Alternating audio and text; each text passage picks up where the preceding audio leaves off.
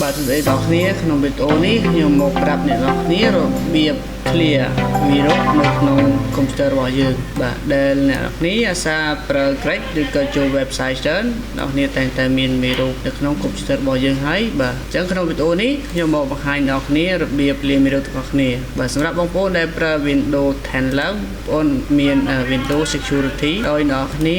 បើជាដំបូងអ្នកនរគ្នាក៏នៅចុចពាក្យថា menu Windows មកហើយអ្នកនរគ្នាចុចពាក្យកន្លែង setting អូខេ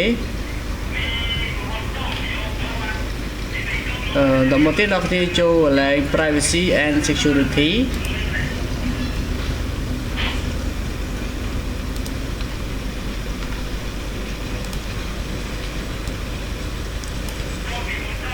បាទនៅត្រង់ចំណុចនេះអ្នកគ្នាចូលកន្លែង Windows and security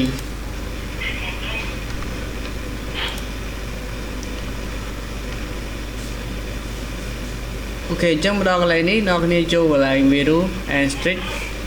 protection បាទអ្នកគ្នាចុចកន្លែងហ្នឹងមក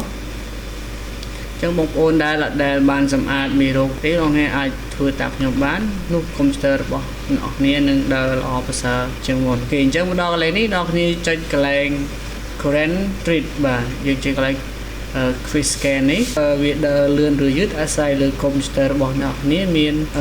វីរុសច្រើនឬក៏តិចបាទឥឡូវឃើញថាវាកំពុងដំណើរការហើយរងចាំវាដើរចប់អ្នកគ្នាចុចពាក្យ close នោះការសម្អាតរបស់យើងរួចជាការស្រេចអ្នកទាំងអស់គ្នាកំពុងតាមដានវីដេអូមួយនេះបាទសូមកុំភ្លេចចុច subscribe channel របស់ខ្ញុំបាទអ្នកមួយផងដើម្បីទទួលបានវីដេអូជាច្រើនបន្តទៀតអរគុណអ្នកគ្នាជួបគ្នានៅវីដេអូក្រោយៗបាយ